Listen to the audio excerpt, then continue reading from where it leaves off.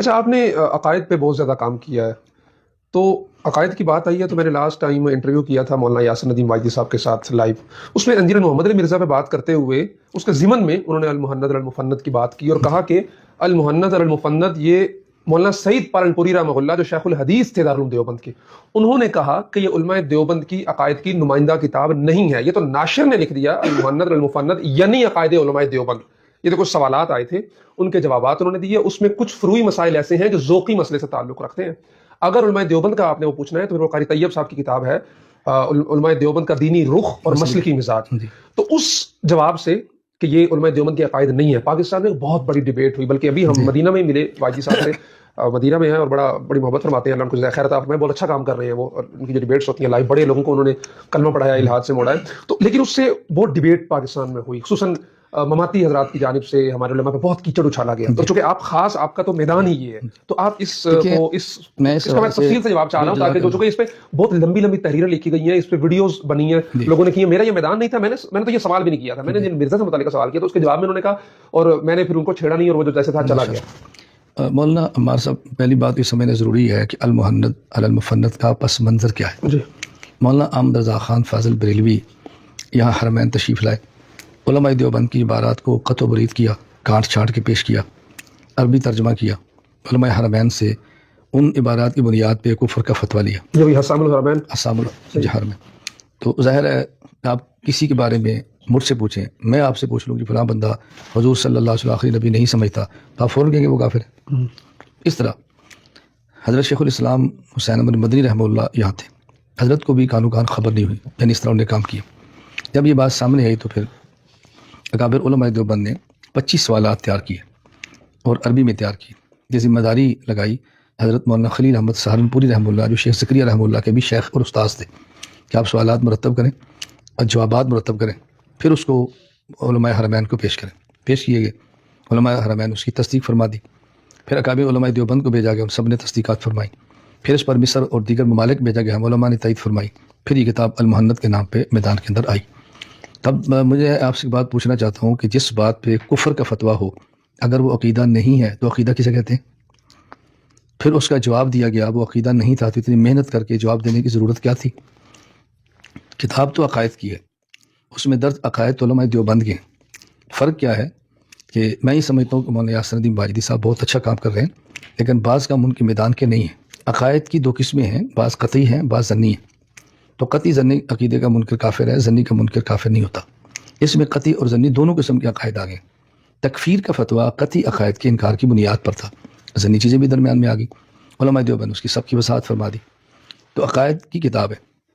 بعض کا کہنا ہے کہ علماء دیوبند کی عقیدے کی کتاب نہیں ہے، یہ غلط ہے. وہ یہ سمجھتے ہیں کہ بھی عقیدے کتاب کا معنی ہے کہ باقاعدہ لکھا جائے کہ یہ ہمارے عقیدے کی کتاب ہے. بعض کتابیں عقیدے کے عنوان پہ لکھی نہیں جاتی لیکن اس میں عقائد انہیں کے درج ہوتے ہیں تو انہیں کے عقائد شمار ہوتے ہیں. بعض کا کہنا یہ ہے کہ یہ المحند علماء دیوبند کی وقتی پالیسی تھی. میں نے کہا نہیں، پالیسی اور نظریہ میں فرق ہوتا ہے. پالیسی وقت کے ساتھ بدلتی ہے، نظریات وقت کے ساتھ نہیں بدلتے.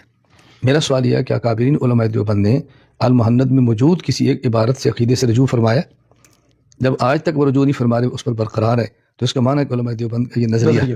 وقتی پالیسی نہیں ہے، پالیسیاں بدل جاتی ہے. پالیسی کا معنی طریقہ کار ہوتا ہے، وہ بدلتا رہتا ہے، نظریات نہیں بدلتے. میں نے المحند المفند کو جتنا پڑھایا ہے، میری معلومات کی حد تک علماء دیوبند میں کسی نے اتنی مرتبہ سب کر نہیں پڑھایا. اچھا. حتیٰ کہ مولانا یاسر الدین واجدی صاحب دامت برکاتہم کا کلپ موجود ہے. انہوں نے مرزا محمد علی انجینئر صاحب کے کسی سوال یا کسی نے سوال کیا تو اس پہ بات کی کہ مرزا صاحب جو المحند پہ بات کرتے ہیں اس پر تفصیلی گفتگو مولانا محمد علی گومن صاحب کر چکے ہیں. اچھا، انہوں نے آپ کا ریفرنس دیا، میڈیا پر موجود ہے، آپ ان سے پوچھ لیں، آپ کا رابطہ ہے. تو ایسا نہیں ہے میں نے اس پر بات کی ہے. میں نے المحند کو پاکستان پڑھایا ہے، میں نے المحند کو ملیشیا پڑھایا ہے، پاکستان کے مدارس میں پڑھایا ہے.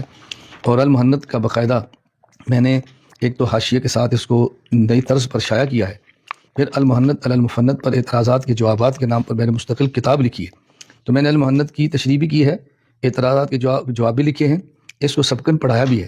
ایک بات ذہن میں رکھ لیں، جہاں تک تعلق مفتی سید احمد پالنپوری صاحب رحمۃ اللہ علیہ کا، تو شاید ان کی بات کو لوگ سمجھے نہیں ہیں. مفتی سید احمد پالنپوری رحمۃ اللہ علیہ کے بارے میں وہاں ایک کینیڈا میں ساتھی ہیں اویس، امریکہ میں اویس زندہ ہیں. ان کے نمبر سے مفتی سید احمد پالنپوری صاحب رحمۃ اللہ علیہ کا جو مجھے پہلا فون آیا، یہ 2015 کا ہے. مجھے ابھی تک یاد ہے، میں دبئی سے راس الخیمہ جا رہا تھا، گاڑی میں فون آیا تو السلام علیکم ورحمۃ اللہ وبرکاتہ، میں سعید احمد بات کر رہا ہوں۔ میں نے کہا جی کون سعید احمد؟ پھر میں مفتی سعید احمد پالنپوری، صدر مدرس دارالعلوم دیوبند۔ میں نے کہا فرمائیں۔ میں بہت خوش ہوا۔ فرمایا کہ مولانا ہم آپ کا شکریہ ادا کرنا چاہتے ہیں کہ بچے ہمارے ہیں اور بچائے آپ نے ہیں۔ اچھا، جی، کس حوالے سے؟ فطروں آپ نے بچائے۔ مفتی سعید احمد پالنپوری رحمۃ اللہ علیہ، میں نے اڈیالہ جیل میں شمائل ترمذی کی شرح زبدۃ الشمائل لکھی ہے، اور یہ میری 9 دن کی تصنیف ہے، اور کتنے صفحات کی ہے؟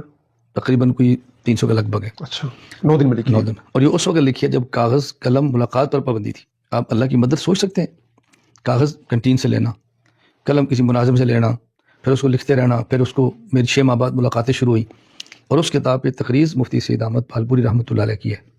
تو بتاؤ میرے اوپر کتنا اعتماد فرماتے ہوں گے۔ دارالعلوم دیوبند کے دارالفتاء کی ویب سائٹ کا آپ وزٹ فرمائیں۔ ایک شخص سوال کرتا ہے کہ امام کے پیچھے فاتحہ پڑھنے کا کیا حکم ہے؟ دارالعلوم دیوبند کا دارالفتاء لکھتا ہے کہ مولانا محمد الیاس کی کتاب نماز اہل سنت جماعت کا مطالعہ فرمائیں۔ تو دارالعلوم دیوبند مجھ پر کتنا اعتماد کرتا ہوگا؟ مفتی سعید احمد پالنپوری رحمۃ اللہ کتنا اعتماد فرماتے ہوں گے؟ حضرت کے فرمانے کا قطعاً یہ مقصد نہیں ہے کہ علماء دیوبند کی عقائد کی کتاب نہیں ہے۔ کتاب نہ ہونے کا معنی کہ علماء دیوبند کی ایسی عقیدے کی کتاب نہیں ہے کہ جس کو درس مدارس میں پڑھایا جاتا ہو، جو ہمارے یہاں پڑھائی جاتی ہے، ایسی نہیں۔ باجری صاحب نے بھی یہی کہا کہ میں دارالعلوم دیوبند میں پڑھا ہوں، میرے والد صاحب وہاں پڑھاتے ہیں، اور میں نے آج تک یہ کتاب دیکھیں میں ایک رواج سوال کرتا ہوں، قریب سنا ہے آپ نے؟ میں نے سنا۔ میں ایک سوال کرتا ہوں، حضرت مولانا محمد قاسم نانوتوی رحمۃ اللہ علیہ دارالعلوم دیوبند کے بانی ہیں، حضرت کی کون سی کتاب ہے جو دارالعلوم دیوبند کے نصاب کے اندر شامل ہو، پڑھائی جاتی ہو؟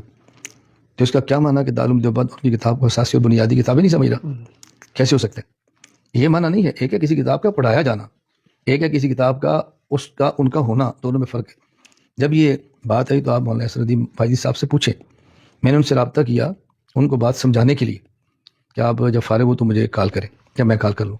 تو ان کا مجھے دوسرے دن میسج آیا کہ میں مکہ مکرمہ سے مدینہ منورہ جا رہا ہوں اور یہاں واٹس ایپ کال کی سہولت نہیں ہے، مناسب موقع پر میں آپ سے بات کر لوں۔ میں نے کہا ٹھیک ہے۔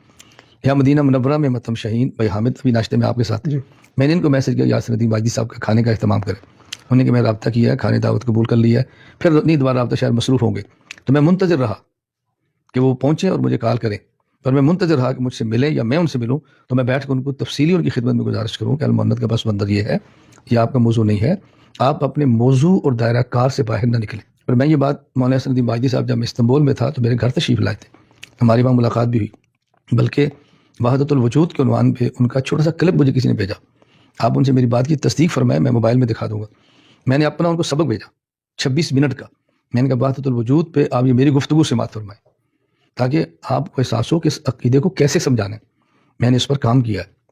ابھی 4 دن پہلے مولانا منیر احمد منور صاحب دامت برکاتہم شیخ البابلم کروڑ پکا یہاں میرے پاس تشریف لائے بیٹھے ہوئے تھے، تو میں نے استاد کی خدمت میں عرض کیا کہ میں یہ نہیں کہتا کہ میں کوئی علماء دیوبند میں حجت ہوں یا کوئی بہت بڑا آدمی ہوں، نہیں، میں یہ ضرور کہتا ہوں کہ دور حاضر میں دیوبندیت کے عقائد پر جتنا تسلسل سے کام میں نے کیا ہے وہ شاید کسی نے نہیں کیا، اور میرا دارالعلوم سے رابطہ بھی ہوتا ہے، کوئی بات ہوتی ہے میں اس کی وضاحت بھی کر لیتا ہوں۔